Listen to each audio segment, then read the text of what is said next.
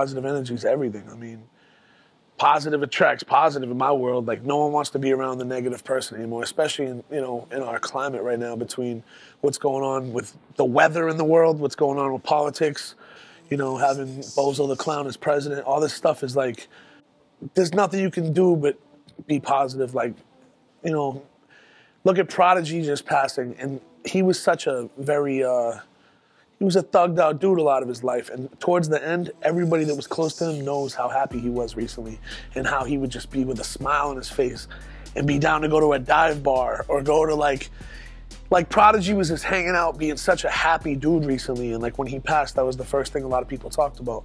You know, shout out my brother Alchemist. Like we were talking the day of his funeral about how P was just so happy. Like he left in such a great space. When he, you know, for a long time he had the stone face. And, you know, he didn't want to be around a lot of people. Towards the end, he was just so happy and in great space.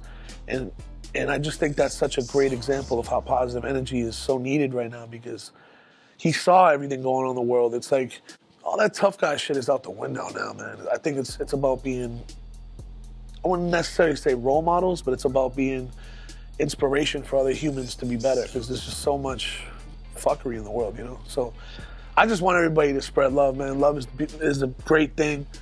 Now, that being said, you don't violate. You still stick to the rules of respect and all that. You know, you can still get checked out here, but it's like, just spread love, man.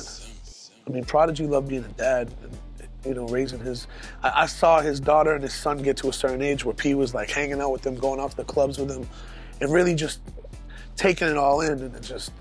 He was my next door neighbor. A lot of people don't know that. So he would like, I'd see him almost every day walking back from the store.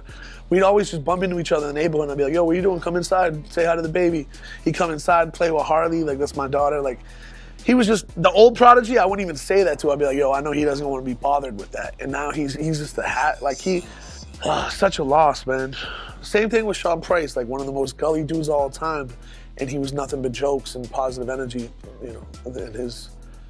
For the last 10 plus years, he's just been such a positive dude.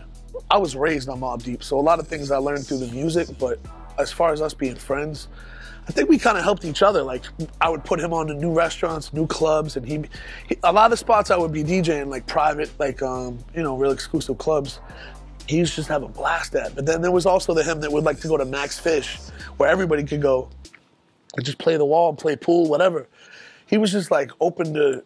We've known each other for so long. Like, I used to have talks with him when he was locked up. Like, I'd be at Al's house and he'd call and be like, yo, you want to talk to P? And we didn't even know each other like that. We knew each other, but not like that.